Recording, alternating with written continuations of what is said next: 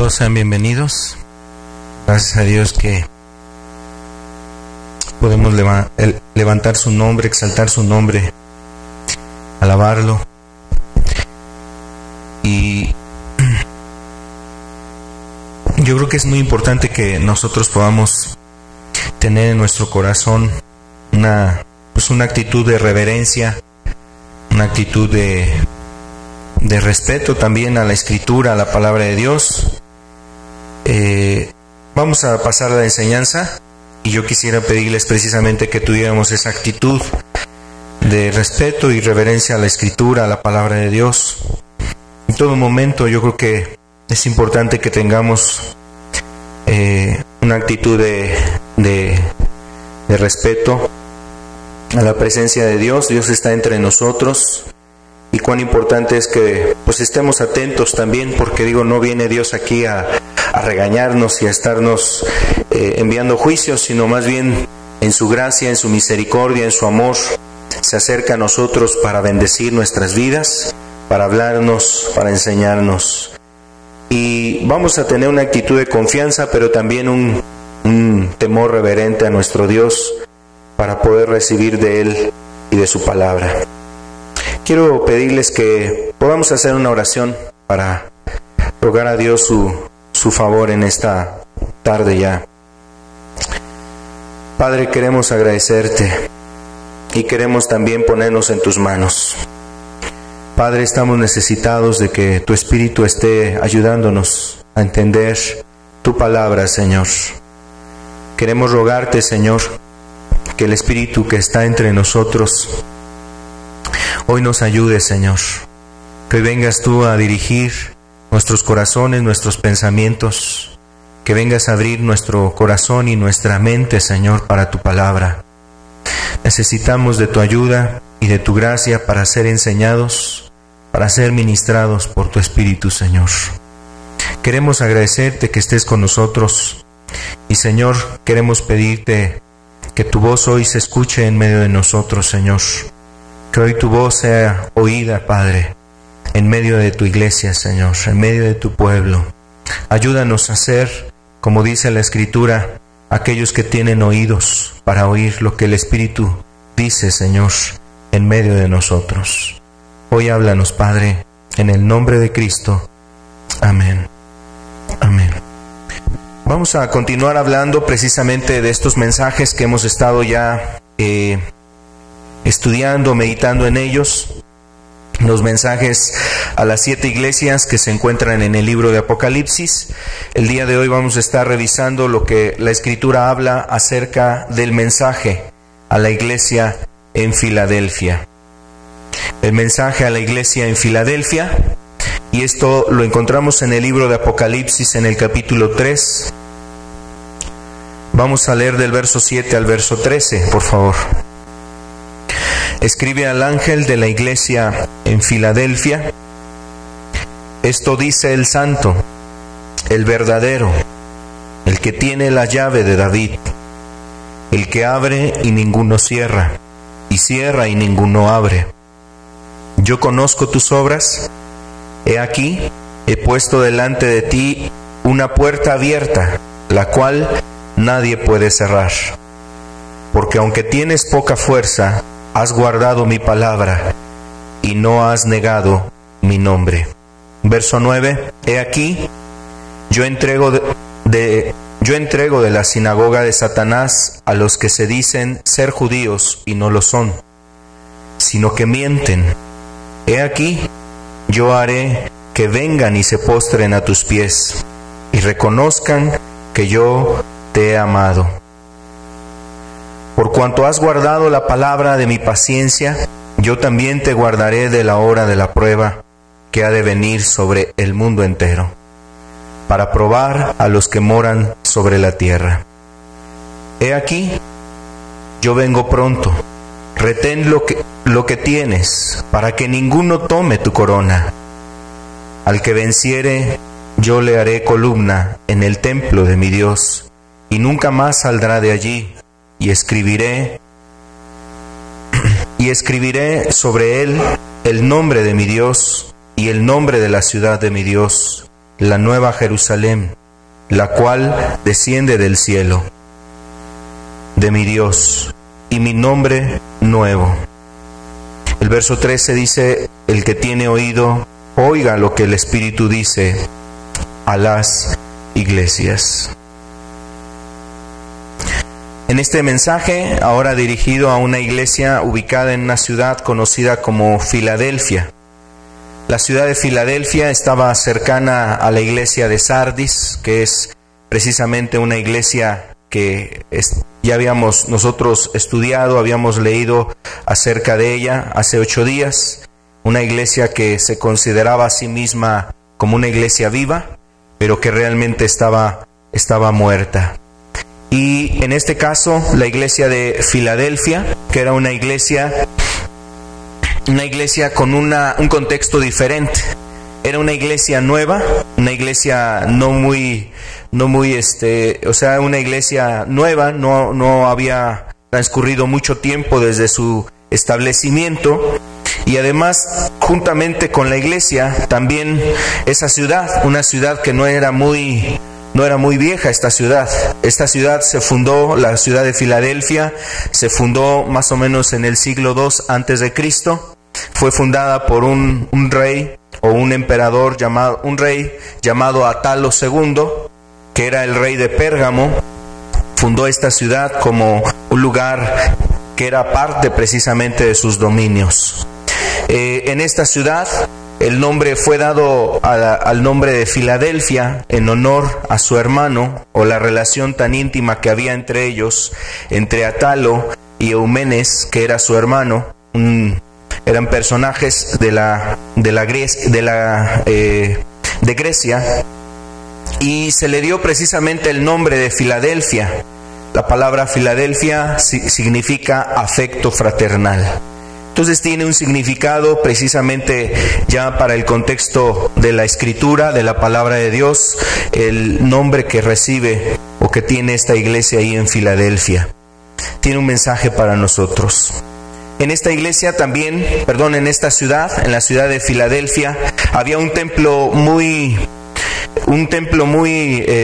distinguido, porque era levantado, había sido erigido ese templo al dios Dionisio, que era precisamente el dios que los griegos adoraban como el dios del vino. Y cuando eran las fiestas y las celebraciones a este dios, había una gran cantidad de embriaguez, de borrachera. De aquí, de este lugar, también se le conocía a este dios como al dios Baco. De ahí viene el término bacanales, que era precisamente refiriéndose a las celebraciones, a la festividad que se llevaba a cabo a esta divinidad. Entonces era una ciudad que, aunque era muy joven, era una ciudad también envuelta, metida en la maldad, en la iniquidad, la borrachera, los vicios, el pecado, la inmoralidad sexual, pues no eran ajenos a esta ciudad, que aunque era nueva, era una ciudad también contaminada por muchas de estas cosas. Y bueno, en esta ciudad se levantó también un remanente de personas a las cuales el Evangelio llegó. Seguramente llegó el Evangelio por alguna de las obras citadas alrededor, las obras de Sardis, la obra de Sardis o de la Odisea, que llegó el Evangelio a esta ciudad en Filadelfia. Y en esta ciudad, en Filadelfia, se levantó una iglesia que nos dice aquí la Escritura que aunque tenía poca fuerza, dice, pero Dios había abierto una puerta para ella. Era una iglesia pequeña, inclusive era considerada como una iglesia con pocos miembros, de ahí la frase que era una iglesia con poca fuerza. No se refería tanto a su debilidad espiritual como una desventaja, una mancha o como una reprensión que Dios hiciera a esta iglesia, más bien hablando en un contexto de la capacidad o de la posibilidad que tenía como iglesia, puesto que era una iglesia con pocas personas, una iglesia quizá quizás pobre, aún en un sentido literal, donde muchos de los integrantes de esta iglesia eran personas que normalmente habían sido esclavas o estaban siendo todavía en esa condición, estaban como esclavos y solamente estaban, pues ahora sí que teniendo poco dinero, pocos recursos, además de que eran personas ocupadas al campo, también los integrantes de esta iglesia. Y bueno, a esta iglesia hay algo muy especial. El Señor se presenta a esta iglesia con dos términos muy importantes en la Escritura. Si tú y yo nos damos cuenta de cómo se presenta Jesús a esta iglesia, es una iglesia a la cual se le presenta de manera diferente, como en el caso de las otras iglesias. A las iglesias anteriormente se les había presentado con los elementos de la visión que tuvo el apóstol Juan.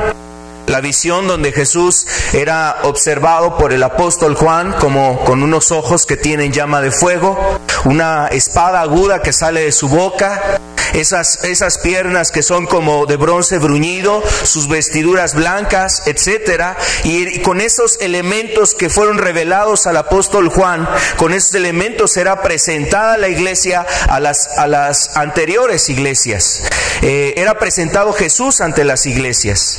Jesús se presentó con esos elementos y distinguiendo su espada, una espada afilada, una espada aguda que sale de su boca.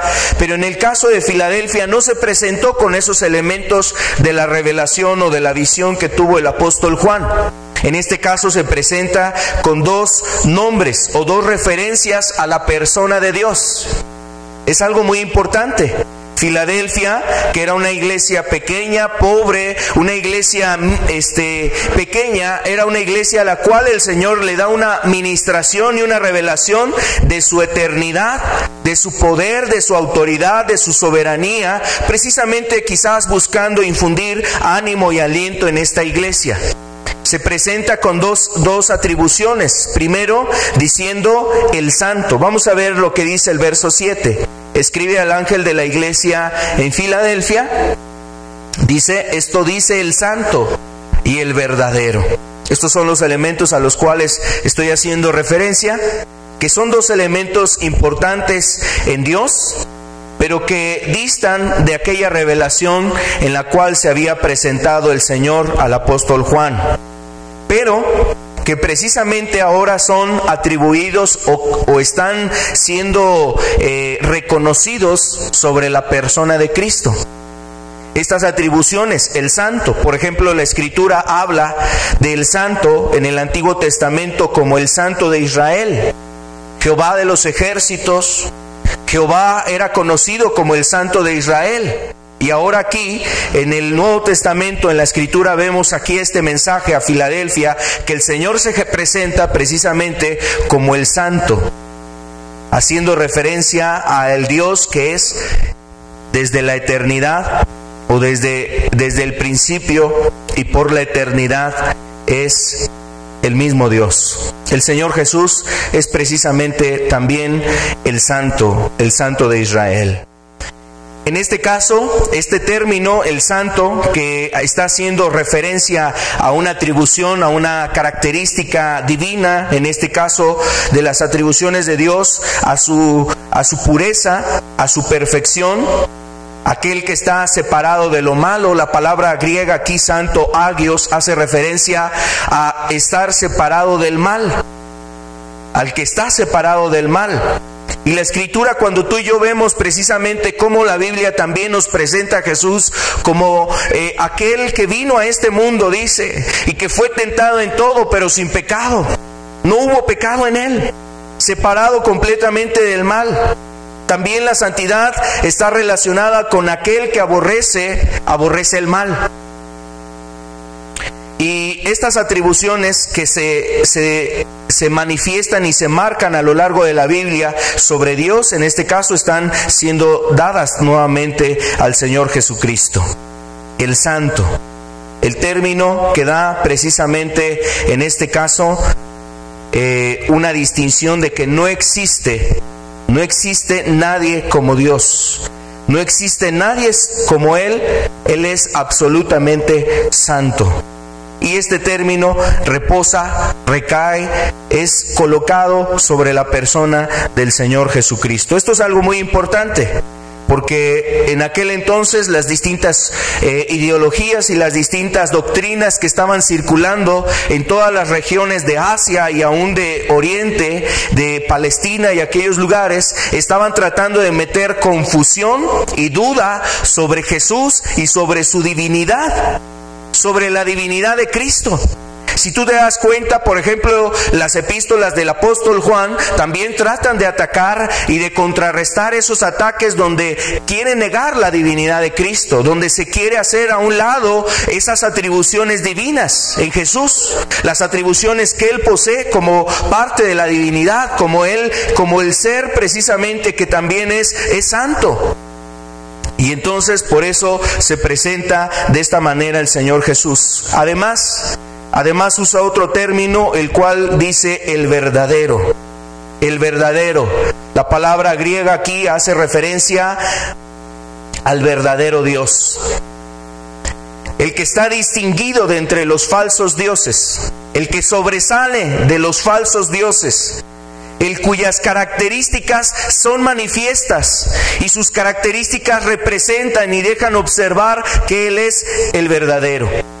Por ejemplo, ahora en este tiempo la gente normalmente las instituciones bancarias examinan los billetes y a los billetes les ponen ciertas características para evitar que sean copiados o que se puedan realmente pueda resaltar su originalidad, su autenticidad de entre las copias o entre las falsificaciones que puede haber.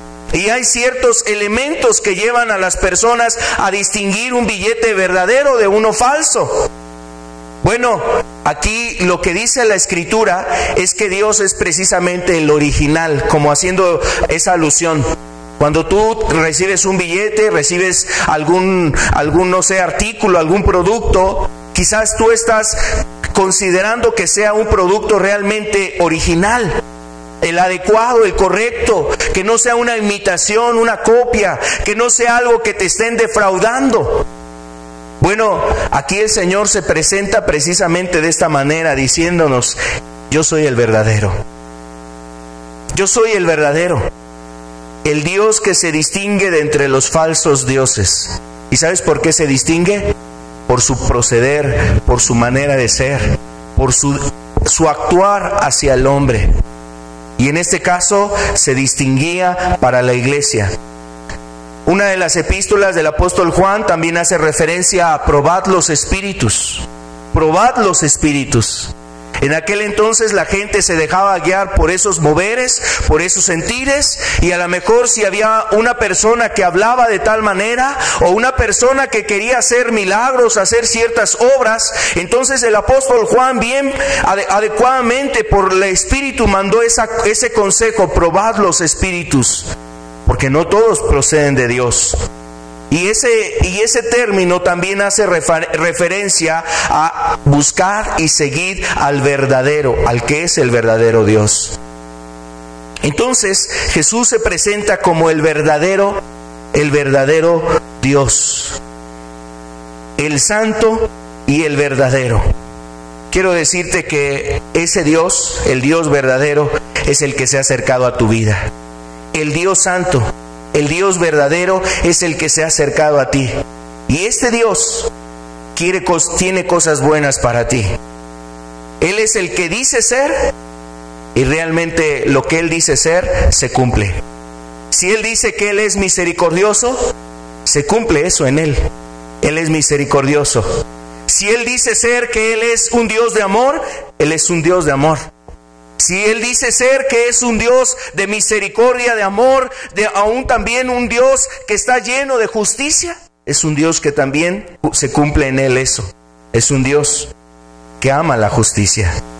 Él es el real, el genuino Dios. Y ese Dios es el que se presentó a esta iglesia con estas atribuciones, para que no dudaran, para que no hubiese confusión, para que no hubiese en ellos engaño, para que no hubiese en ellos quizás una idea de que quién sabe si será cierto esto, quién sabe si es la verdad en lo que me han acercado, me han compartido, he escuchado, quién sabe si sea realmente el mensaje de Dios. Y esas dudas que quizás podía haber en aquel entonces en muchas personas pensando y dudando de Cristo, el Señor viene a aclarar esas dudas diciéndole: no tienes por qué tener temor, yo soy el santo y soy el verdadero, soy el genuino. Perfectamente en Él se manifiesta la autenticidad de Dios, o sea, en Cristo se manifiesta el que Él es el Dios verdadero. Ahora, si tú y yo recordamos, no son los únicos momentos en los cuales Jesús inclusive se presentó como el verdadero. En la Biblia hay varios pasajes donde Jesús hacía referencia a Él como el verdadero. Por ejemplo, la Biblia nos habla de Jesús como la luz verdadera. La luz verdadera. Ahí en el Evangelio de Juan, en el capítulo 1, el apóstol Juan describe a Jesús como aquella luz verdadera que alumbra a todo hombre y que venía a este mundo, haciendo referencia a su llegada, a su nacimiento, al momento en que Jesús llegó a esta tierra. Aquella luz verdadera, se presenta a Jesús como la luz verdadera. La Biblia nos presenta a Cristo como esa luz verdadera. Él es el verdadero, el que puede alumbrar nuestra oscuridad, nuestras tinieblas, nuestra confusión, nuestra inquietud, nuestras brumas. O aun cuando un cristiano anda en ese valle de sombra de muerte, la luz verdadera. Yo soy el verdadero. Él es el verdadero, el genuino, el auténtico Dios, y Él se presenta en la Escritura de esta manera. También la Biblia nos presenta a Jesús como el verdadero pan. Mira aquí en el Evangelio de Juan, capítulo 6, verso 32, nos habla de Jesús como el verdadero pan. Y Jesús les dijo: de cierto os digo, no os dio Moisés el pan del cielo, mas mi Padre os da el verdadero pan del cielo. Él es el alimento que necesita tu alma. Él es lo que requiere tu espíritu y tu alma. Él es lo que necesita la iglesia. Él es lo que necesita realmente la iglesia en este tiempo. Necesita a Cristo y necesita a su espíritu para tener realmente vida. Cuando una persona no tiene el pan, tú sabes, está débil, está enfermizo, es vulnerable. Cualquier trabajo, el mínimo trabajo, le debilita, le sofoca, le cansa, le reduce su fuerza. Pero cuando, en este caso, la persona come de ese pan, prueba del pan, tiene la fuerza. Así es Cristo para la iglesia. Él es el pan verdadero que requiere la iglesia y requiere todo hombre, toda mujer, para poder tener vida verdadera. También Jesús es presentado como la vid verdadera. La vid verdadera, en esa parábola que mostró el Señor Jesús, en esa ilustración, ahí en el Evangelio de Juan, se nos presenta en el capítulo 15, en el verso 1, diciendo el Señor Jesús: yo soy la vid verdadera. La vid verdadera hace referencia, es una ilustración en términos de los frutos que tiene que rendir una persona en su vida espiritual. Una persona que quiere tener frutos espirituales, que quiere tener un fruto en su vida, pues toda persona requiere y busca y anhela tener fruto. Un joven estudia y se encarga de estudiar tantos años para que después pueda observar los frutos de su estudio. Quizás tiene una profesión, quizás logra ayudar a personas a través de su profesión, y esos pudieran ser los frutos que puso en su visión para los cuales trabajar, por los cuales trabajó.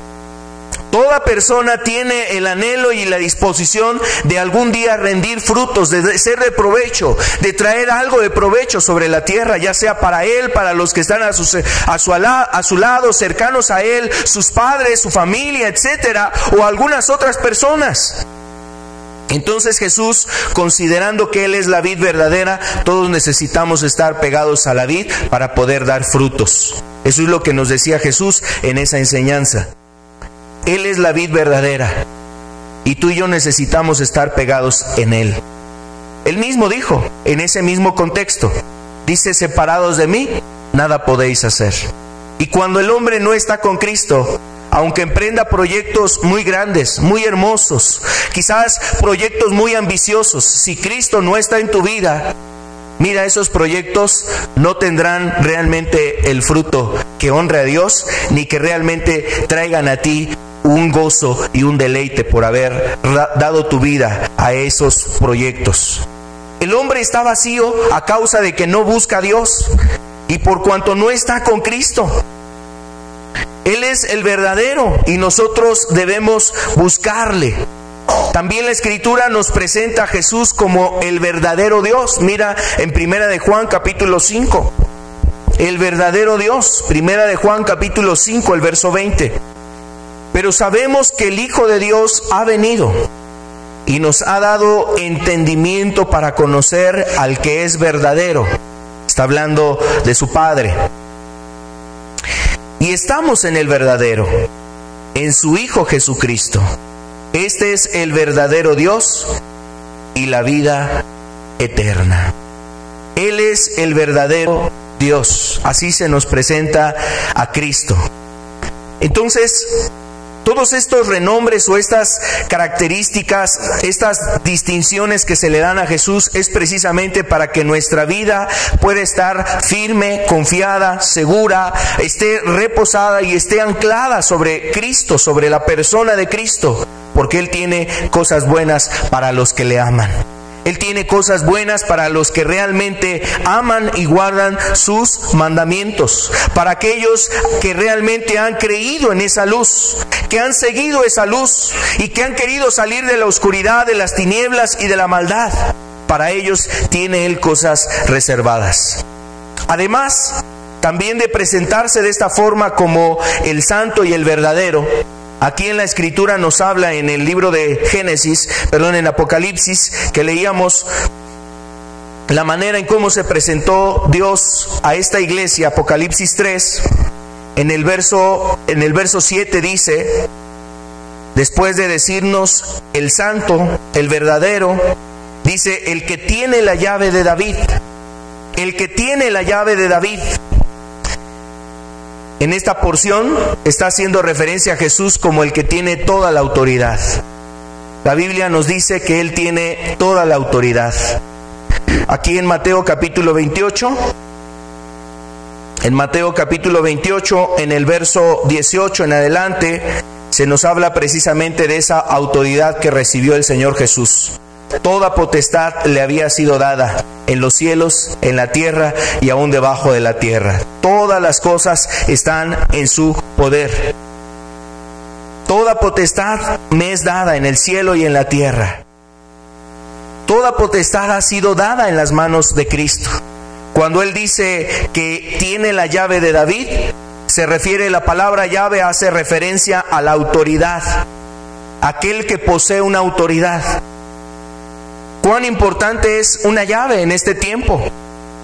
Hay grandes empresas que le asignan una llave específica a una persona que le han depositado la confianza en supermercados, en tiendas así de autoservicio. Le rinden o le dan la llave a una persona en particular para que se encargue de abrir las puertas, para que todos ingresen ahí y realicen sus actividades y desempeñen sus labores. Y mira, ¿cuál virtud pueden encontrar en una persona, en un hombre, en un ser humano que a lo mejor a veces se ve una apariencia pero no conoce la gente lo que realmente hay en el corazón, y a esa persona se le deposita tal confianza de entregarle unas llaves para que todas puedan entrar y acceder a ese lugar y poder realizar sus actividades, sus funciones? Y a veces, ¿cómo vemos que la gente deposita la confianza en personas otorgándole unas llaves, donde esas llaves a lo mejor pues es realmente una grande responsabilidad también? Que abran un día esa tienda, que se le pierdan las llaves, y entonces esas llaves también son puerta para que los delincuentes, o son la autoridad, o le dan poder a los delincuentes para que saquen aquella tienda. Sin embargo, aquí En este caso, hablando de lo que la Escritura nos dice, Jesús tiene las llaves de David. Está hablando del reino de David. Está hablando del cumplimiento de la promesa, del cumplimiento de esa promesa que se había dado para el Hijo de Dios, para el Mesías, el Cristo, que Él sería precisamente, a Él se le daría el reino de David. Su imperio, su reino no tendría límites. El reino sería trasladado al Mesías, al Cristo. Y ahora Él tiene esas llaves. Esa llave del reino de Dios. El reino de Dios. Ese reino de David era una representación del reino de Dios, el reino de los cielos. Las llaves que ahora tiene Jesús son precisamente las llaves del reino de los cielos. Él tiene las llaves del reino de los cielos y Él posee esa autoridad sobre el reino de los cielos. Tú recuerdas, la Biblia nos habla de que hay dos puertas, una puerta que es angosta y otra puerta que es ancha. Inclusive están asemejadas también con caminos, un camino angosto y un camino ancho. Y normalmente en las ciudades todo camino te llevaba a las puertas de una ciudad. Y había puertas que obviamente algunas puertas eran muy grandes y otras puertas eran muy pequeñas, muy angostas. En este caso Jesús ocupa precisamente una ilustración hablándonos de esas dos puertas.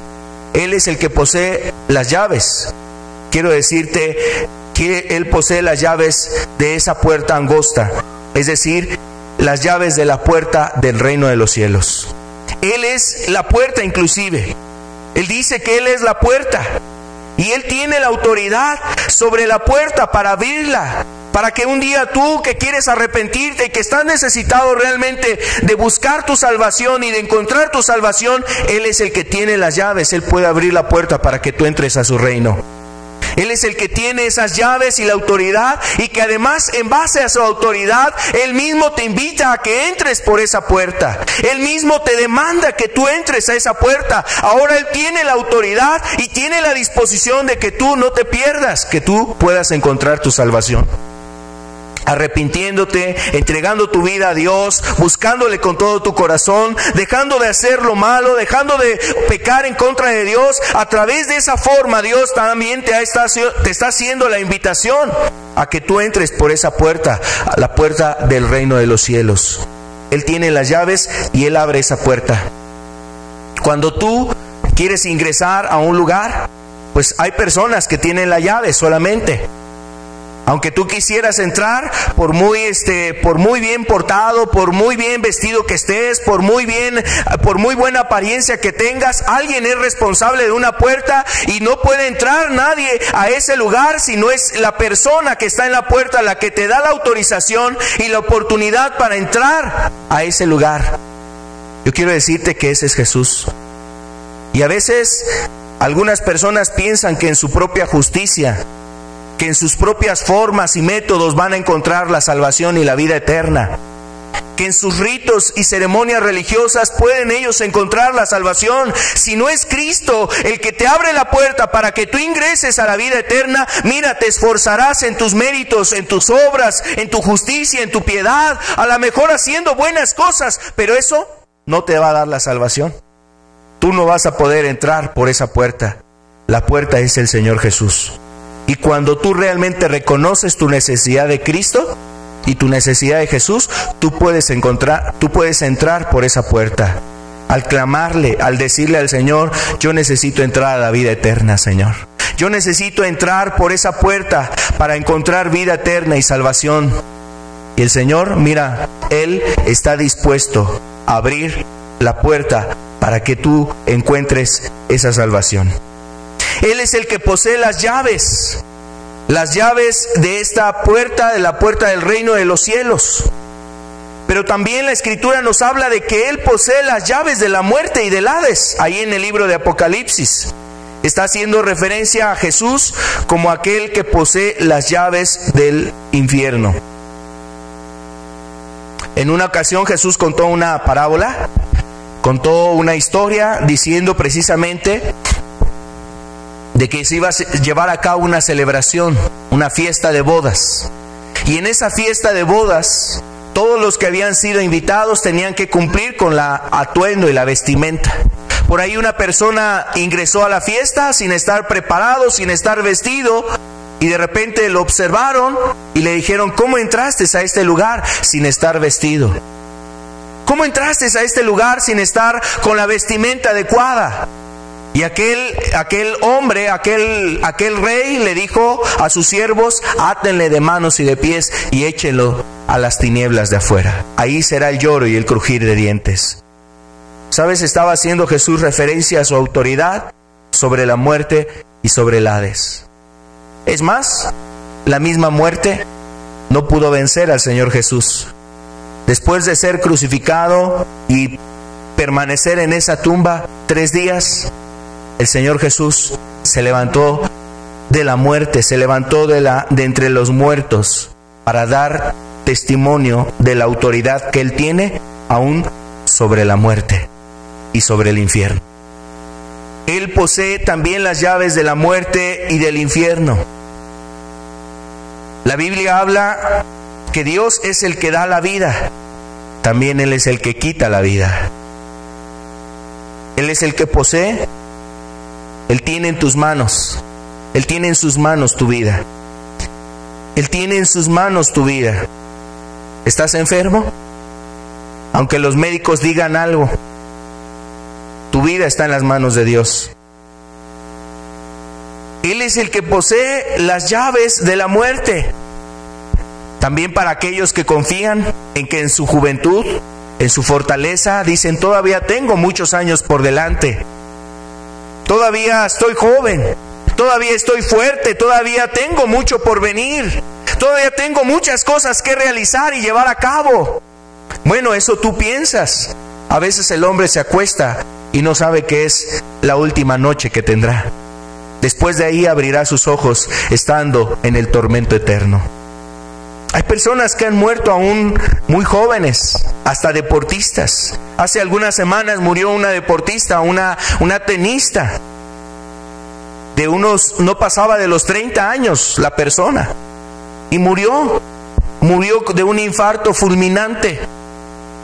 Con todo y sus actividades y su salud y sus cuidados, el hombre se puede topar con la muerte. Jesús es el que tiene las llaves de la muerte y del Hades. A Él le fue dada toda esta autoridad. Él tiene autoridad sobre la casa de Dios, sobre la iglesia. Él tiene la autoridad. Él tiene precisamente la autoridad en su cuerpo, en la iglesia, en la casa de Dios. Él es el que está precisamente gobernando sobre la iglesia. De esta manera se presenta Jesús a esta iglesia para que la iglesia reconsiderara y mirara quién es el que le estaba hablando, quién es el que dirigía tales palabras a ella. Después de hacerle referencia a quién es el que está hablando, le dice: el que abre y nadie cierra, el que cierra y nadie abre. Esto es solamente haciendo una referencia o un énfasis sobre la autoridad que Cristo tiene, el supremo poder que Él posee, la autoridad que le ha sido conferida en el reino de Dios, en el mundo, el reino que Él posee precisamente. Y además también dice a esta iglesia, le dice: yo conozco tus obras.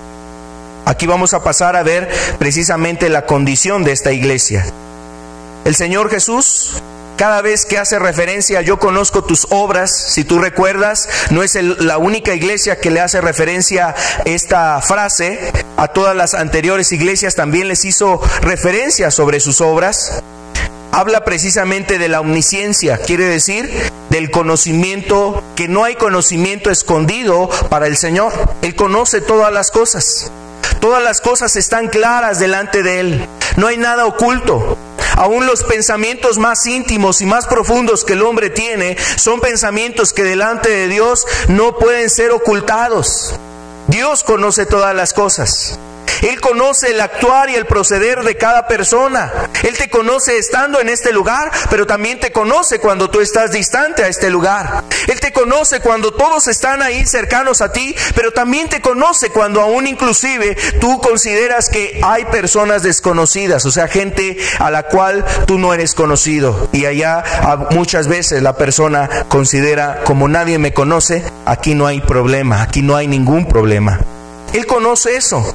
Pero también conoce el corazón de la iglesia y conoce los pensamientos de los cristianos cuando estos de alguna forma en su corazón han perdido el fuego, han perdido la pasión, han perdido el amor por Cristo, han perdido la intención de servir y deseo de amar al Señor. También conoce la iglesia cuando dentro de la misma iglesia se hacen aberraciones, se hacen abominaciones. La escritura, ahí al profeta Ezequiel, Dios le dio una visión cuando el pueblo de Israel se sentía confiado. El profeta veía cómo el pueblo de Israel se sentía confiado porque ellos tenían el templo de Dios en esa ciudad, Jerusalén, y ellos pensaban que nunca más serían removidos. Templo de Jehová, decía ese pueblo. Pero sabes, en el mismo templo se cometían las abominaciones. Dios, dándole la visión a ese profeta, le dijo: mira, observa entre los muros del templo y de la ciudad. Mira lo que se hace entre estos muros. Y había toda infinidad de abominaciones, de ídolos, de imágenes y de dioses con D minúscula, a los cuales el pueblo de Israel adoraba. ¿Sabes? Eso representa cómo Dios conoce el corazón del hombre. Que aunque el hombre en su presencia, en el templo, en la casa de Dios, en la congregación, en la iglesia, la persona dice: yo voy a servir a Dios, yo voy a amar a Dios, yo quiero caminar con Dios. Pero Dios conoce realmente la intención del corazón. Cuando esos pensamientos son realmente sinceros, son honestos, son francos. Y mira, la realidad es que a Dios no lo podemos engañar. Dice en la escritura que Dios no puede ser burlado. Dios no puede ser burlado. Él conoce todas las cosas. Y Él, mirando a esta iglesia, le dice unas palabras porque veía a esta iglesia como una iglesia que caminaba en la voluntad de Dios, que caminaba en santidad, que hacía la voluntad de Dios. Le dice: mira, he puesto delante de ti una puerta abierta.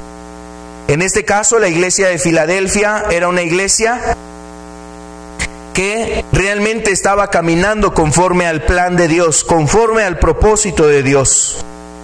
Y le dice en el verso 8 que había puesto delante de ella una puerta abierta, la cual nadie puede cerrar. Es una iglesia que Dios tenía reservado para ella una obra muy hermosa. La palabra, cuando hace referencia aquí a la puerta abierta, también se refiere a oportunidades o momentos donde la persona puede servir a Dios. Así trae Dios ese tipo de obras delante de nosotros. A veces Jesús pone puertas a cada uno de nosotros.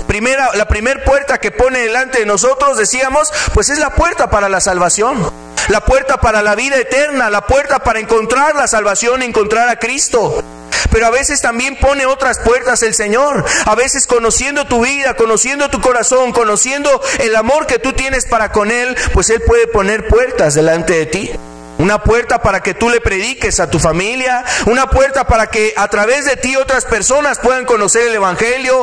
Puertas a lo mejor pueden ser diferentes, donde tú, a través de tu trabajo, a través de tu servicio, a través de tus actividades, puedas bendecir a otras personas. En este caso, Dios puso una puerta para esta iglesia que tiene que ver con el reino de Dios. Es decir, tiene que ver con una puerta o un medio para que otras personas puedan llegar a las cosas de Dios, puedan venir al reino de Dios. Y Dios había puesto una puerta para esta iglesia. Seguramente o probablemente pudiera haber sido una obra de predicar el Evangelio, de dar testimonio de las cosas de Cristo, llevar la palabra de Dios a otros lugares, que normalmente son las puertas a las cuales hace referencia la Escritura. El mismo apóstol Pablo decía que Dios le había abierto una puerta muy grande ahí en Éfeso. Mira, vamos a ver en 1 Corintios, capítulo 16. 1 Corintios, capítulo 16, en el verso 8 y verso 9. Dice: pero estaré en Éfeso hasta Pentecostés, porque se me ha abierto puerta grande y eficaz, y muchos son los adversarios. Aquí el apóstol Pablo, en este caso, estaba hablando de la oportunidad que él tenía de predicar la palabra de Dios allá en Éfeso. Y dice que por cuanto había una puerta grande, dice una puerta grande y eficaz, él quería quedarse hasta la fiesta de Pentecostés. O sea, podrían haber sido varios meses los cuales iba a permanecer el apóstol Pablo, en este caso en Éfeso, para atender esa obra, para predicar la palabra de Dios, para dar testimonio, para anunciar el evangelio, para llevar las buenas nuevas, para poder invitar a muchas personas a que encuentren la salvación. Y entonces esa puerta, en el caso del apóstol Pablo, que se había abierto, nos dice algo muy importante, que además de que era grande y era una puerta eficaz, dice, también había oposición. En este caso, retornando a lo que Dios le dijo a la iglesia de Filadelfia, le decía que había abierto una puerta. Y también hace referencia a la oposición que tenía esta iglesia, hablando de los judíos o de los que se decían ser judíos, pero que realmente estaban mintiendo, no lo son. Filadelfia era una iglesia que, al mirar el Señor, su vida, su condición, su estado espiritual, fue una iglesia que anheló el Señor visitar, ayudar y además encomendarle una obra. Yo quiero decirte que realmente así obra Dios con su pueblo. No nos trae a un lugar como este para pasarnos una eternidad en este lugar, para pasarnos un determinado tiempo y pensar que de alguna forma ya estamos en el reino de Dios y aplaudimos y cantamos, levantamos nuestras manos, recibimos el Espíritu, Dios nos ministra y nos da palabra, y solamente permanecer en ese estado. Yo creo que es algo muy hermoso y es algo muy importante que estemos recibiendo esas visitaciones de Dios. Pero también el Señor luego pone delante de nosotros puertas para que hagamos la obra de Él, para que salgamos a hacer su obra. Y en este caso Dios, en esta iglesia, mira, que aunque era una iglesia pequeña, y no solamente en número, sino en un sentido aún espiritual, hasta en un sentido espiritual, era una iglesia pequeña, era un tiempo donde esa iglesia tenía que hacer la obra de Dios. A veces este es uno de los efectos o de los problemas que se observan dentro de una iglesia. En una iglesia a veces hay personas que ya han recibido su salvación, están caminando con Cristo, están haciendo la voluntad de Dios, ha habido frutos verdaderos de salvación en ellos, y realmente mira, lo natural, lo normal es que la persona quiere servir a Dios, quiere predicar la palabra, quiere ayudar a las personas, quiere ver de qué manera se involucra dentro de la misma iglesia en algún servicio, con anhelo, con pasión, y qué bueno. O sea, yo creo que eso es algo normal, una reacción normal al entender el grande amor que hemos recibido del Señor Jesús. Servirle también dentro de su iglesia, servir en las cosas de Dios. Pero a veces algunas personas se han pasado tanto tiempo o pasan tanto tiempo dentro de una iglesia que se acostumbran, y algunos problemas empiezan a venir a su vida espiritual. Empiezan a venir problemas espirituales en él, y esa persona siente que es un niño, cuando el Señor a lo mejor ya lo ve que es una persona que puede emprender una obra para el reino de Dios. Ya es una persona que puede precisamente levantar la obra de Dios en otros lugares, que puede llevar el evangelio a otros lugares, que puede ser precisamente ese instrumento de parte de Dios para bendecir a otras personas. Algunas personas dicen: es que todavía no estoy preparado.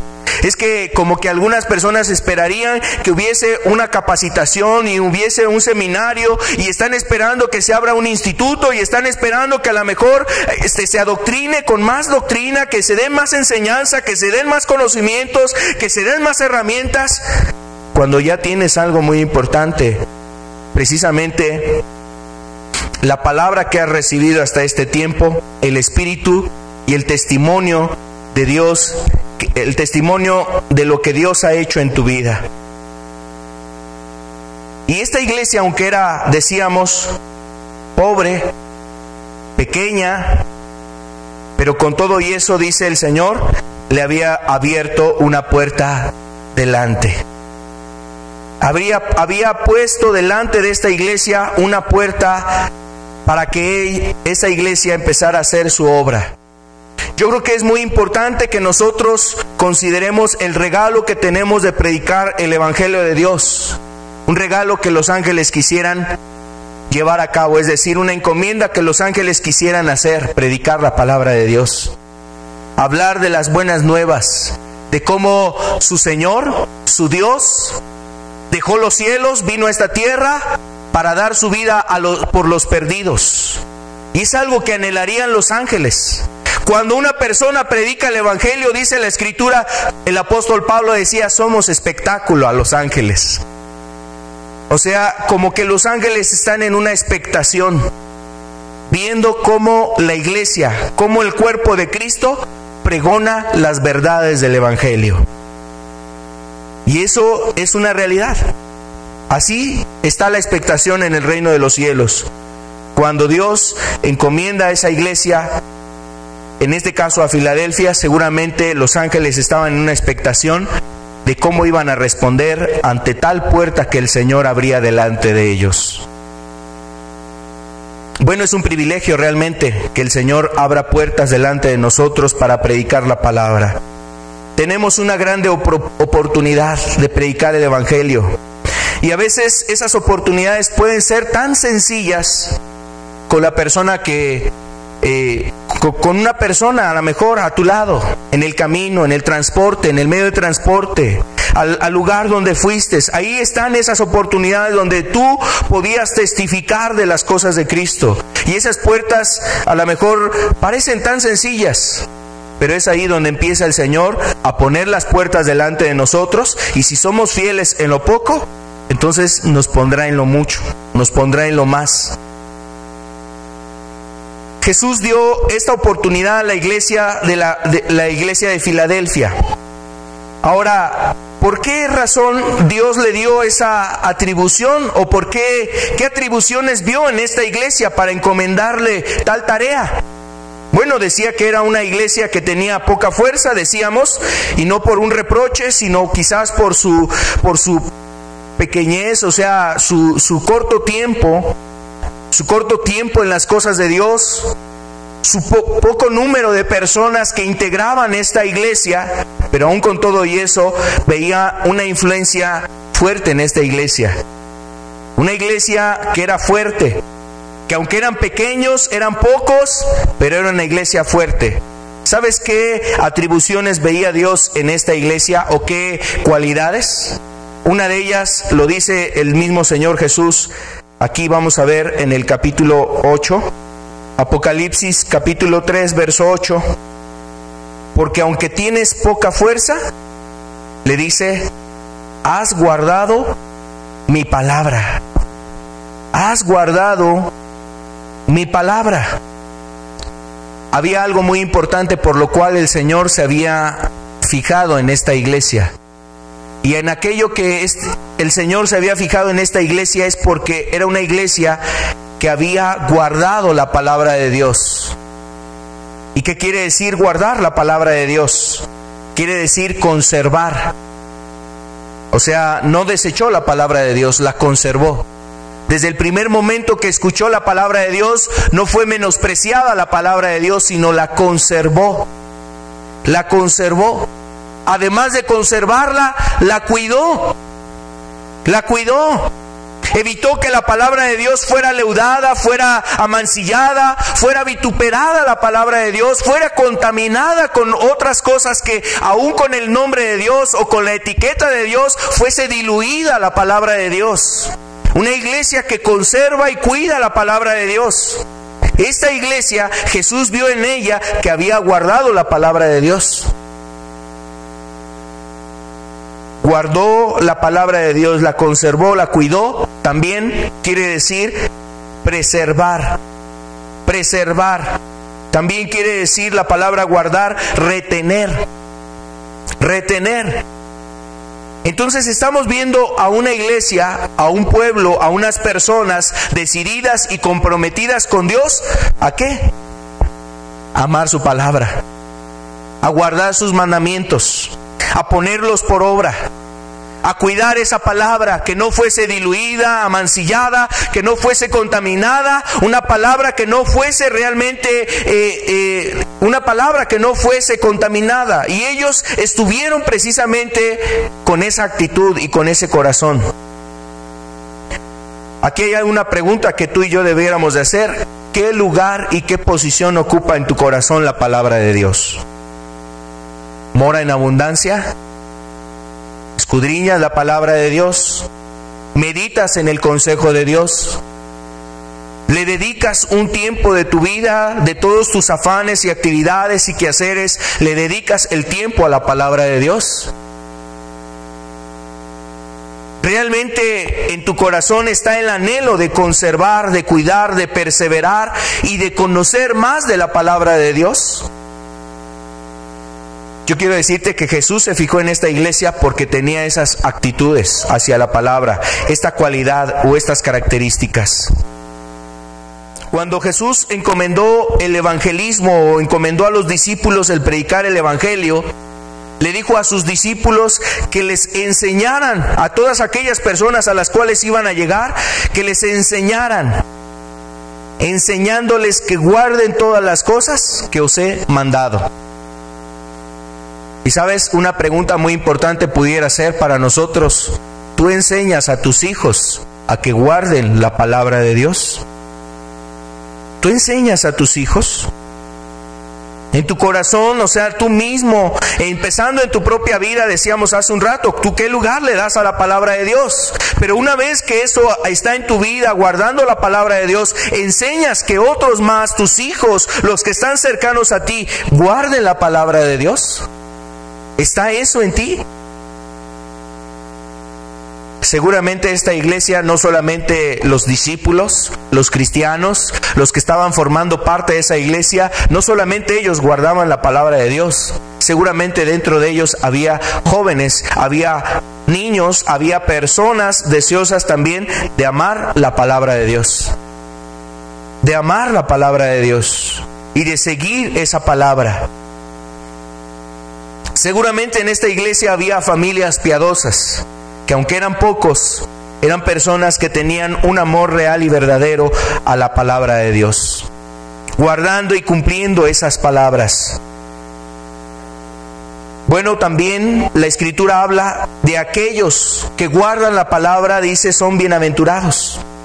Antes bien, los que oyen la palabra de Dios y la guardan, estos son bienaventurados, decía el Señor. Y es algo que dice el Señor aún en este tiempo. Aquellos que guardan la palabra son bienaventurados. Entonces Jesús, una de las cosas importantes que vio en esta iglesia es que era una iglesia que guardaba la palabra. ¿Sabes por qué era una iglesia que tenía un amor por la palabra? La palabra era la norma de conducta de esa iglesia. Una norma de conducta, entendiendo que a través de ella sería juzgada. Esta iglesia sería juzgada a través de la palabra de Dios.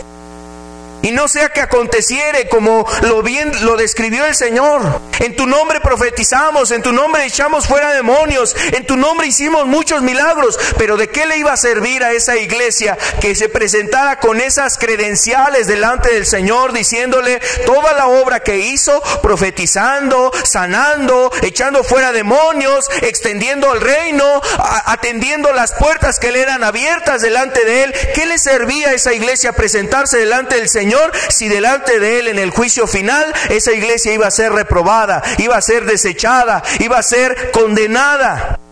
El que me rechaza y no recibe mis palabras, tiene quien le juzgue. La palabra que he hablado, ella juzgará, le juzgará en el día postrero. La palabra de Dios juzgará. precisamente a las iglesias. Cuán importante era para esta iglesia guardar la palabra. Esa palabra llevaba a una comunión verdadera con el Señor. Cuando una persona ama la palabra, retiene la palabra, guarda la palabra de Dios, quiero decirte que esa palabra le acerca al Señor, es decir, le hace tener una comunión con el Señor. Mira lo que dice la segunda epístola del apóstol Juan. Segunda de Juan, el verso 9 dice: cualquiera que se extravía y no persevera en la doctrina de Cristo, no tiene a Dios. El que persevera en la doctrina de Cristo, ese sí tiene al Padre y al Hijo. Decíamos que guardar también se refiere a preservar o perseverar. Y en este caso el Señor está hablando precisamente de personas que no perseveran, personas que no guardaron la palabra de Dios. En este caso está haciendo referencia a través de la doctrina de Cristo. Personas que no perseveraron en la doctrina de Dios. Cuando una persona no permanece en la palabra, mira, vienen las falsas doctrinas y hacen mella en su cristianismo. Hacen un zarandeo en su vida espiritual. Inclusive también a través de las pruebas. Cuando tú no estás firme en la palabra de Dios, las pruebas vienen a tirar tu vida espiritual. Vienen a debilitar tu vida. Te vienen a hacer titubear. Te llevan precisamente a errar en la verdad y a perder de vista la dirección que Jesús ha dejado para que tú camines sobre esta tierra. La tentación, la prueba, todo eso va a ser mella en tu vida si no hay precisamente un amor a la palabra de Dios. Dios veía la necesidad en esta iglesia de que fuera una iglesia, o más bien veía en esta iglesia que era una iglesia que perseveraba en la doctrina, que perseveraba en la palabra de Dios. Y mira, seguramente entre ellos había pocas personas que apostataban o se echaban para atrás, que no era cualquier cosa en el tiempo que estamos comentando de esta iglesia. Ser puesto delante de un gobernador, ser puesto delante de un cónsul, ser puesto delante de un emperador para que negara a Cristo, el cristiano en ese momento, para ser puesto a prueba. Y mira, seguramente de entre ellos pues había pocos los cuales negaban a Jesús. Eso es una de las cosas que también pues halagó de esta iglesia: no has negado mi nombre. Que aunque venían esas persecuciones, esas pruebas, que aunque habían señalamientos, había burlas, había menosprecio, había ahí calumnias, había a lo mejor vituperios en contra de ellos, ellos con todo y eso no negaban el nombre del Señor. Estaban firmes en la palabra. Y sabes, esta iglesia, yo creo que conforme a su anhelo y su deseo de amar a Dios y guardar su palabra, no era o no sería raro ver en esta iglesia un amor fraternal. Un amor fraternal en esta iglesia. Si tú recuerdas, el término Filadelfia se refiere a un amor fraternal. Y el hecho de que en la iglesia se refiera a que esta iglesia se le hablase como la iglesia de Filadelfia, es porque en ella seguramente había un amor fraternal. Una cualidad que además de la palabra, de guardar la palabra, se distinguía en los discípulos en su forma de vivir. Los discípulos que se amaban entre ellos mismos, se servían. Eran personas inclinadas y dispuestas a ayudarse el uno al otro. En Juan capítulo 13, verso 34, habla la Escritura, y verso 35, la distinción que en su momento revisamos aquí cuando hablábamos acerca de las características de esa iglesia. La iglesia verdadera, una de las características es esta: el amor fraternal. Juan capítulo 13, el verso 34, nos dice: un mandamiento nuevo os doy, que os améis unos a otros, como yo os he amado, que también os améis unos a otros. Verso 35, en esto conocerán todos que sois mis discípulos, si tuviereis amor los unos con los otros. Seguramente esta era una iglesia en la cual, si alguna mujer quedaba viuda a causa de que su marido no negó a Cristo delante de los soldados y fue traspasado por una lanza, fue llevado a un martirio, fue crucificado, fue apedreado, fue quemado vivo, o hubiese sido el hecho que hubiese sido sobre su esposo, esa mujer entonces era atendida por la iglesia. Esa mujer era ayudada, era salvaguardada por la iglesia. Todos venían a apoyar, a consolar, a animar, a darle consuelo necesario para que esta hermana o para que esa discípula, esta persona que era miembro de la iglesia, no desmayara, no fuera consumida en extrema tristeza, no fuera consumida a causa del dolor profundo de haber perdido a su marido. Las oraciones seguramente no cesaban sobre ella, orando y pidiendo que fuese levantada y restaurada su vida, que fuese dada la fortaleza necesaria, que sus ojos no se perdieran de la vista, no perdieran sus ojos la mirada en Cristo, que estuviese anclada su vida sobre Jesús. Era una iglesia que seguramente venía a la ayuda y al socorro de los que estaban ahí. Y quiero decirte que esto es una de las características que realmente resaltan en la iglesia y en la iglesia primitiva, la primera iglesia. Estas virtudes que tienen precisamente un fundamento, la base de ese amor fraternal está precisamente el conocer que Dios les amó primero, o sea, el entender el amor de Dios. Dios nos ha amado. Dios nos amó al dar a su propio Hijo. Ha dado su vida por nosotros, el Señor. El que nos amó desde el principio, nos amó hasta el final. Y tú ves la vida de Jesús, un ejemplo de amor, sirviendo a sus discípulos, amándolos, aconsejándolos, cuidándoles, dándoles el consejo necesario y menester en sus vidas. Cuando veía la ostentación en Pedro de que él tenía tal fortaleza y tal vida espiritual, vino el maestro muy amorosamente para decirle: mira, Pedro, ten cuidado. Si tú no velas y no oras, tú vas a caer en la tentación. Si tú no velas y oras, entonces tú vas a ser derribado por la tentación, la prueba, la lucha, la aflicción. Así es que, Pedro, por favor, ora y vela. Y el Señor vino a darle el consejo necesario al apóstol Pedro. También vemos cómo Jesús, aún hasta los últimos momentos, antes de ser llevado a la cruz, quizás hubiese dicho: yo quiero orar más, yo quiero estar más en oración, ahorita no tengo tiempo de atenderlos, ahorita estoy muy preocupado por lo que me va a padecer, voy a padecer, me va a pasar a mí, me van a escupir, se van a burlar de mí, me van a golpear, me van a hacer daño. Y mira, no ves al Señor enfrascado en su angustia. No lo ves enfrascado ahí en su opresión. No lo ves enfrascado ahí en su condición como un ser humano, como una persona que estaba próximo a enfrentar en unas horas más tarde la muerte, el asedio, el arresto, la persecución, la opresión, los demonios gritándole cosas a los oídos. Y no estaba enfrascado. Se quitó su capa y se ciñó una toalla y empezó ahí a servir a sus discípulos. A lo mejor el Señor no tenía ni siquiera, pues realmente no había en él toda claridad de lo que vendría después. Pero hizo a un lado su angustia, su aflicción, sus pensamientos, sus emociones, y se sentó a servir a sus discípulos. Les lavó los pies.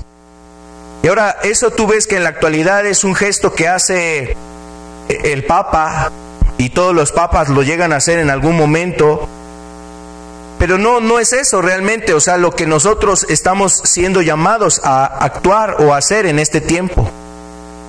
Eso habla más bien de la actitud de amor y de servicio que tenía el Señor hacia los discípulos. No quiere decir que ahorita les vamos a pedir que se quiten los zapatos, porque un hermano nos va a pasar aquí una bandeja, me voy a quitar el saco y voy a pasar a lavarle los pies. O sea, no es en ese sentido. Es un sentido así representando el servicio. Un servicio que sí puede ser sirviendo una mesa, platicando, apoyando, atendiendo, haciendo muchas cosas para que ustedes puedan estar en este lugar, como hermanos que sirven aquí las mesas o sirven este lugar, o hermanos que preparan este lugar, están lavando los pies de ustedes al preparar un lugar como este, para que tú llegues a este lugar, llegues a un lugar limpio, llegues a un lugar donde puedes usar un sanitario, donde puedes usar una silla, sin temor de que después de que te pares ahí estaba un chicle embarrado. O sea, hay personas que han servido. Bueno, es una representación del servicio, del amor. El amor que había en esta iglesia, en la iglesia de Filadelfia, era un amor práctico, un amor donde había un servicio y había precisamente ese amor fraternal. No solamente era tener favor para con los de afuera, es decir, con la gente necesitada, con los huérfanos allá, o con la gente de la calle, o con la gente ahí de los basureros, o con la gente que estaba en las prisiones. No solamente era un anhelo de la iglesia servir allá afuera, sino aún servirse entre ellos mismos. A veces es más fácil servir allá afuera, como dice la gente allá afuera en el mundo. Tú eres candil de la calle y oscuridad de tu casa. A veces es más fácil servir allá afuera. El amor que era un amor fraternal. El amor en las casas, entre los discípulos. El amarse, el servirse, el apoyarse, el animarse en las cosas de Dios. Y seguramente Dios veía en esta iglesia que era una iglesia que tenía ese amor. A veces es curioso que pudiéramos decir, o que hay personas que dicen que aman mucho a la iglesia y la iglesia de Dios, pero no conocen los nombres de las personas que están en la iglesia. Yo amo mucho a la iglesia de Dios, pero de repente llega una persona, un hermano, y dice, ¿cómo se llama este hermano? ¿Cómo se llama? ¿Dónde vive? ¿Quién lo invitó? ¿Cuándo se salvó? ¿Cómo fue su conversión? A veces esas cosas no están. Bueno, creo que en esta iglesia, la iglesia de Filadelfia, realmente había un amor fraternal. Un amor que tenía su base en el amor que entendieron de Cristo. También ese amor que ha sido derramado, como dice la Escritura en Romanos 5:5, que el amor de Dios ha sido derramado en nuestros corazones por el Espíritu Santo que nos fue dado. O sea que no era un amor que se fabricaban. No era porque seguían ahí las reglas para pertenecer a la iglesia, ¿no? O como que las recetas, si tú quieres ser miembro de esta iglesia, debes de amar. Y ese es el primer punto. O ese es uno de los puntos a seguir. No, era algo natural, era algo que salía de sus corazones. ¿Por qué? Porque el Espíritu Santo estaba en sus corazones. El Espíritu Santo infundía ese corazón y ese anhelo de servirse los unos a los otros. Y vemos que después así lo hizo la iglesia. No solamente Jesús lo hizo, sino que después los mismos discípulos sirvieron a los demás. Tanto que tuvieron que escoger a personas que, por cierto, tenían que ser llenas del Espíritu Santo. Llenas del Espíritu Santo, ¿sabes para qué? Para servir las mesas. Para servir a las viudas. Para servir a las viudas de los judíos, de los hebreos, y servir a las viudas de los griegos. Pero, ¿sabes? Tenían que ser personas llenas del Espíritu Santo. ¿Por qué? Pues para que no estuvieran con queja posteriormente. Porque cuando una persona no tiene un corazón lleno del Espíritu Santo, puede servir por un tiempo. Servirá un tiempo, pero después va a estar la queja. Hay reproche, hay queja en su corazón. ¿Sabes por qué? Porque no hay ese elemento, el amor que pone el Espíritu Santo en nuestros corazones. Cuán importante era en esta iglesia el amor fraternal. Además de que conocían y creían lo mismo, habían creído en el mismo Dios, además de que padecían las mismas luchas y dificultades. Todos estaban expuestos a ser martirizados, llevados a la pena de muerte. Todos estaban expuestos a que fuesen reprobados y desechados de la comunidad, y sus casas fuesen desalojadas, o los sacaran de sus casas y los enviaran fuera de la ciudad. Todos padecían eso. Padecían las calumnias de los judíos falsos o de los falsos judíos. Padecían esas calumnias. Pero también, sabes, en esta iglesia algo muy importante es que era una iglesia que no dejaba que la calumnia entrara en ella.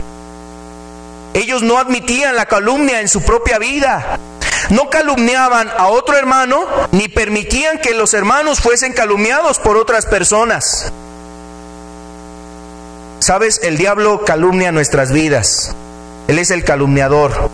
Él delante de Dios nos calumnia. ¿Tú te acuerdas de Job? Cuando dice la Escritura que Satanás había estado por toda la tierra y vio la vida de Job y llegó delante de Dios y le dice: mira, Job te sirve pues nada más porque tú lo has bendecido. Pero mira, quítale todo lo que tiene y vas a ver si no blasfema contra ti. O sea, Satanás calumnió a Job delante de Dios. Pero también Satanás calumnia a Dios delante de nosotros.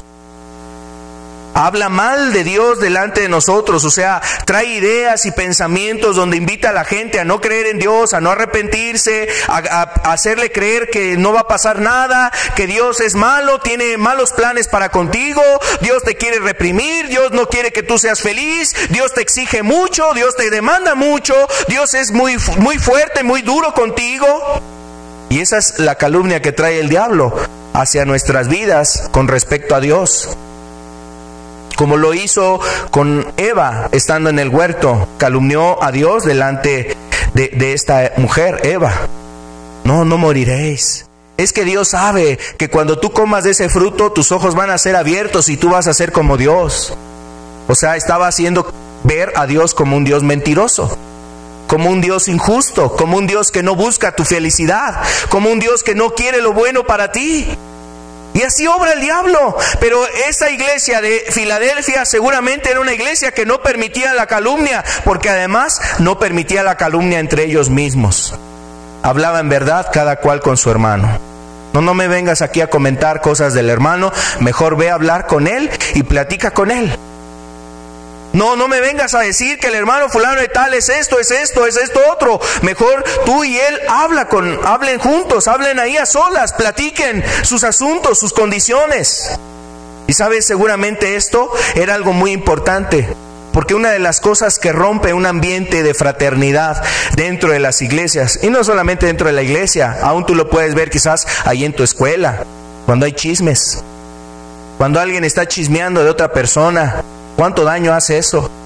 Ahí ponen en contra a uno de los empleados con el patrón, o ponen al patrón en contra de sus empleados, ponen ahí a una persona, ponen al maestro en contra de los alumnos, o ahí entre alumnos se ponen en contra uno del otro. Es que fulanito dijo la otra vez esto de ti, y ahí se ponen en contra. Y la gente, por hacer caso a esos comentarios,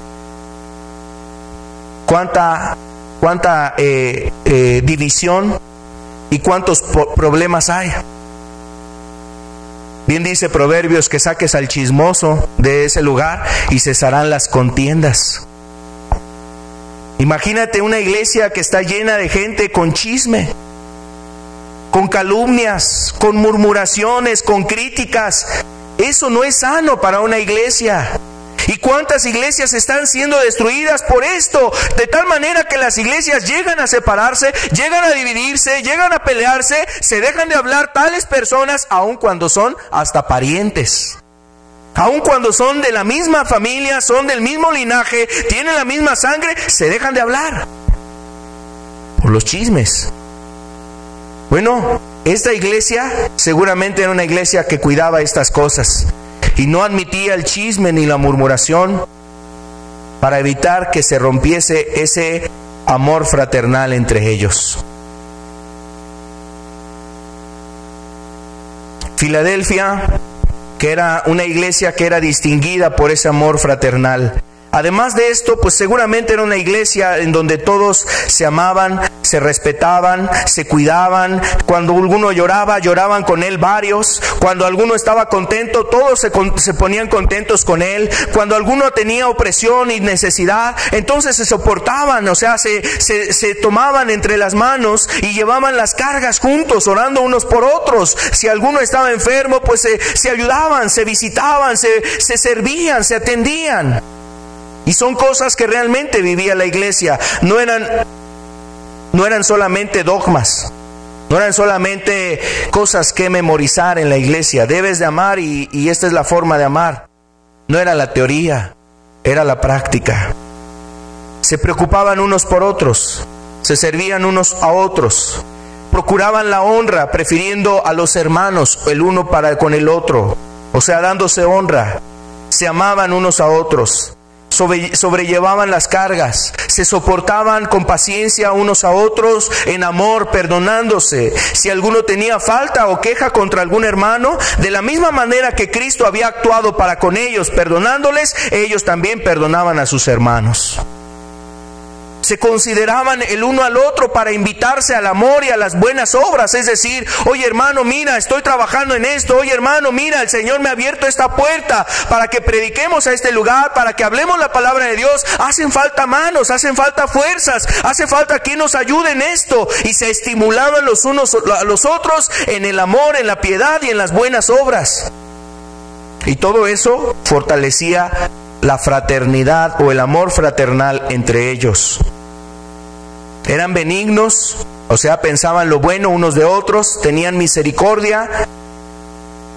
También había entre ellos personas que tenían una actitud de para poder fomentar ese amor fraternal. Tenían ellos el anhelo de estar reunidos. Dice la Escritura, por ejemplo, que los primeros discípulos tenían una comunión. Mira lo que dice el libro de Hechos, capítulo 2, verso 41. Y vamos a ver el verso 42. Hechos capítulo 2, verso 42.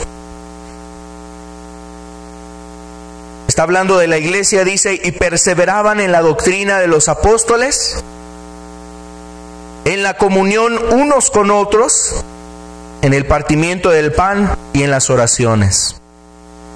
Además de que era una iglesia que guardaba la palabra, Filadelfia seguramente era una iglesia que tenía esto, una comunión unos con otros, que buscaban el reunirse unos con otros, sabiendo que no podían encontrar una amistad mejor en el mundo, porque en el mundo se piensa diferente. En el mundo no piensan en las cosas de Cristo, piensan en contra de las cosas de Cristo. Una persona que quiere ser cristiana pero tiene sus mejores amigos y sus mejores cuates en el mundo, yo no sé si realmente tú vas a ser cristiano o eres cristiano. A lo mejor realmente te has convertido, has tenido una experiencia de salvación, pero si realmente en tu vida los mejores amigos que tienes, los mejores cuates que tienes están en el mundo, yo no sé en dónde va a quedar tu cristianismo. Será opacado y apagado por el río de inmundicia que hay en el mundo. Esta iglesia, la iglesia de Filadelfia, tenían comunión unos con otros. Eso quiere decir que se buscaban unos a otros. Y no solamente para cuestiones triviales, o sea, cuestiones de índole, pues estar juntos, comer juntos. O sea, yo creo que era un elemento importante. Dice el partimiento del pan. Eso implica que tenían una relación y una celebración especial como iglesia. Algunos interpretan este partimiento del pan como la última cena. Otros hacen referencia a que no solamente era la última cena, sino una especie de reunión donde había comida, donde ellos disfrutaban juntos a la mesa, daban gracias al Señor, participaban de los alimentos y se gozaban, o sea, se gozaban en las cosas de Dios. Pero también habla de las oraciones. Una iglesia que buscaba a aquellos que buscan la oración. Y bueno, por estas razones el Señor veía en esta iglesia una iglesia apta a la cual encomendar una tarea, una puerta que tenía el Señor abierta para ella. Y le dice: pongo delante de ti una puerta abierta. También a esta iglesia el Señor le dice que iba a avergonzar a sus adversarios. Decíamos que ante toda puerta que el Señor abre siempre habrá una oposición. Los judíos o falsos judíos estaban vituperando y calumniando a los cristianos de aquel entonces. Muchas veces los acusaban delante de los soldados, delante del gobierno o delante de las demás personas, y decían: miren, estos son los que se comen a sus niños allí a escondidas, estos son los que comen sangre y comen carne, estos son los que hacen maldades allá cuando están reunidos. Y entonces había una serie y una satra de mentiras y de falsedades en contra de los cristianos, y eran calumniados. Y el Señor dice: bueno, pues yo voy a entregar de la sinagoga de Satanás a aquellos que se dicen judíos, y van a venir y se van a postrar ante tus pies. Está hablando algo muy importante. Está hablando de cómo los enemigos de una iglesia que es una iglesia que camina con Dios son sometidos ante ella, son puestos delante de ella, o sea, están sometidos ante ella. Eso debe precisamente infundirnos una confianza y un anhelo de seguir esforzándonos y trabajar en el reino de Dios. Cuando se levanta o cuando se abren puertas, hay enemigos, hay adversidades, pero esas adversidades el Señor las va a quitar. También le decía a esta iglesia que era una iglesia que iba a hacer todo esto, o sea, avergonzar a sus enemigos, para que supieran que Él la había amado. Y sepan que yo te he amado, le decía Dios a esta iglesia. Era una iglesia que el Señor se deleitaba en ella. Al ver a esta iglesia se deleitaba en ella. También podemos decir de esta iglesia que era una iglesia que predicaba la palabra. Porque has guardado la palabra de mi paciencia. La palabra de mi paciencia hace alusión a la palabra, al Evangelio de Dios, que manifiesta la paciencia de Dios en contra del pecado y en contra más bien del pecador. Dios había encomendado a esta iglesia el Evangelio, y era una iglesia que anunciaba el Evangelio. Le promete que la iba a guardar en el día de la prueba, y es algo que el Señor hace cuando precisamente la persona vive amando al Señor. Él honra a los que le honran, Él guarda a los que guardan su palabra, Él es misericordioso con los que son misericordiosos. El Señor manifiesta su bondad y su favor para con aquellos que le dan el primer lugar en su vida. Yo te guardaré en la hora de la prueba, le da la promesa el Señor a esta iglesia. Y quiero decirte algo: esta iglesia es una iglesia que hasta este día permanece. Hay 2 ciudades de las 7 ciudades que hemos comentado, o de las que se están comentando. 7 ciudades. Hemos hablado de Éfeso, hemos hablado de Esmirna, hemos hablado de Pérgamo, hemos hablado de Tiatira, de Sardis, hemos hablado de esta ciudad de Filadelfia. Y quiero decirte, falta hablar de la iglesia que estaba en la Odisea. De esas 7 ciudades, solamente quedan en pie 2 ciudades. ¿Y sabes cuáles ciudades fueron? Las que mostraron una fidelidad, o las iglesias que mostraron una fidelidad al Señor. La iglesia en Sardis, está en pie esa ciudad todavía, pero la iglesia de Éfeso fue destruida. La ciudad de Éfeso fue destruida. Pérgamo también, Tiatira, aún Sardis, fueron iglesias que quedaron destruidas. Pero la ciudad de Esmirna, la ciudad de Esmirna y la ciudad de Filadelfia son las 2 ciudades que permanecen en pie. Esmirna, donde estuvo como obispo Policarpo, y en Filadelfia, a la cual a esta iglesia también se le dice que había sido una iglesia que había guardado la palabra y que no había negado el nombre de Dios. Las 2 iglesias que hace referencia a la Escritura, a las cuales no se les reprochó nada, pero fueron iglesias fieles al Señor. Son las únicas ciudades que permanecen hasta este día.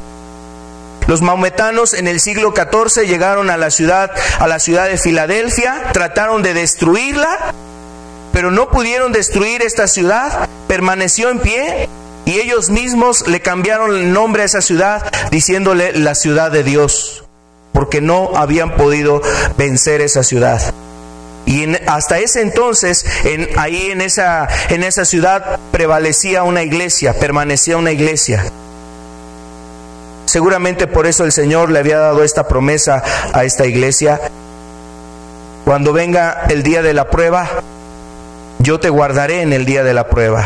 También Dios le prometió a esta iglesia que la haría columna, que le haría una columna en la casa o en el templo de mi Dios.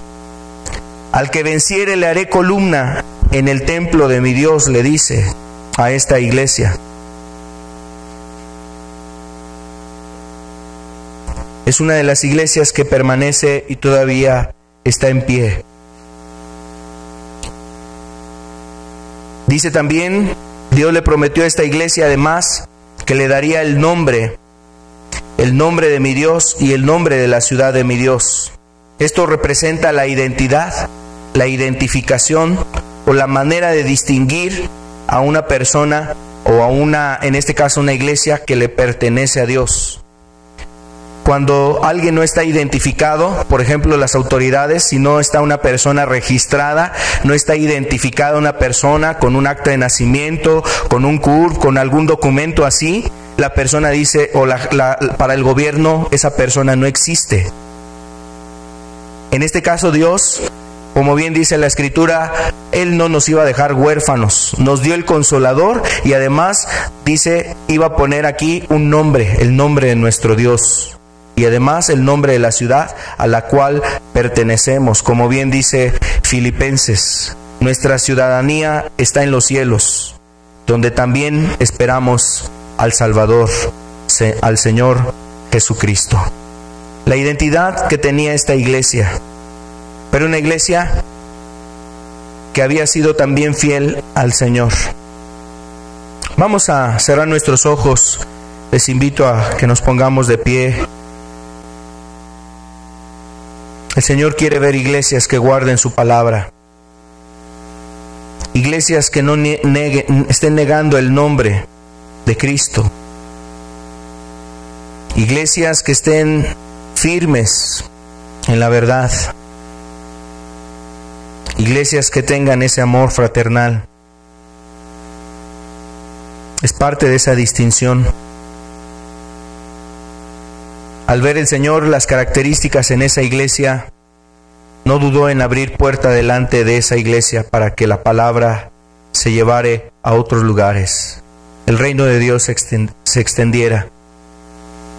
Y así quiero decirte que también el Señor está buscando la iglesia, está buscando a su cuerpo, está buscando a la casa de Dios que cumpla esas condiciones y esas características para levantar su nombre, para glorificar su nombre.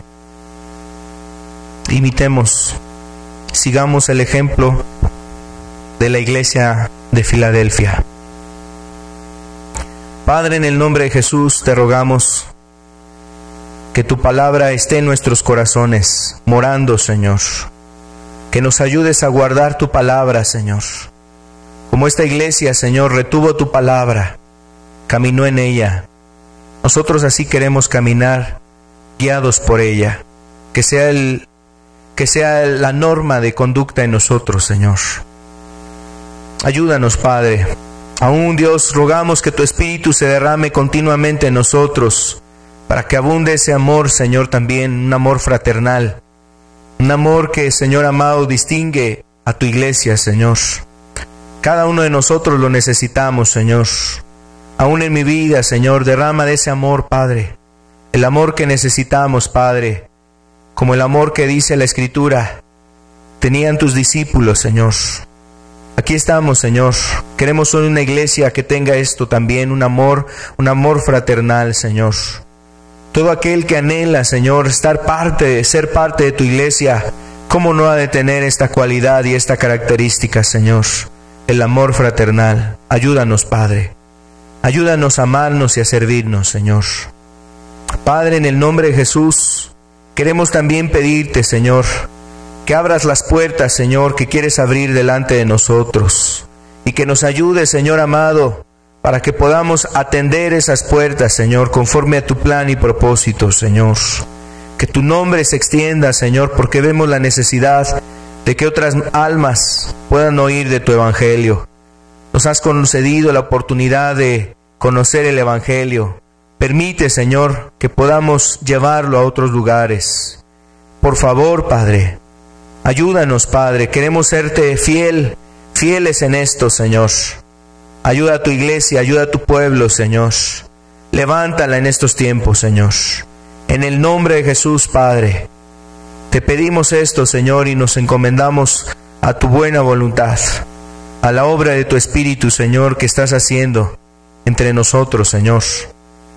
Padre, y aún rogamos por aquellos que necesitan que la puerta de salvación sea abierta delante de ellos. Ayúdales a entrar, Padre. Mete tu mano, Señor, para que logren entrar, Señor. En el nombre de Jesús, Padre. En el nombre de Cristo, Señor. Te damos gracias, Señor. Amén. Amén, Señor. Dios los bendiga. Con la ayuda de Dios estamos para servirles. Cualquier cosa que quisieran comentar, estamos para servirles. Está terminada la reunión. Dios los bendiga a todos.